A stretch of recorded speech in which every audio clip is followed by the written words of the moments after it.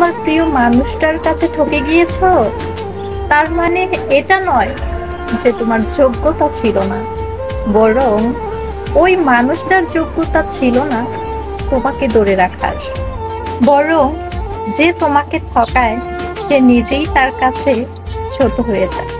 অনুশোচনা, লজ্জা ওই মানুষটারই হয়, কিন্তু সেটা কারো কাছে প্রকাশ করতে পারে না। কারো কাছে প্রকাশ না করতে পারলেও কিন্তু সে তার নিজের কাছে খুবই ঘৃণিত। কেউ তোমাকে ঠকিয়েছে তার মানে এটা না যে তুমি বারবারই ঠকে যাবা। তোমার জীবনে প্রথম মানুষটা ভুল ছিল, তার মানে এটা নয় যে সব সময় ভুল মানুষই তোমার জীবনে আসবে। তুমি ঠকতে ঠকতে একদিন জিতে যাবা, ভুল মানুষটা চলে যাবার পরও একদিন সঠিক মানুষ আসবে, এটাই বাস্তব।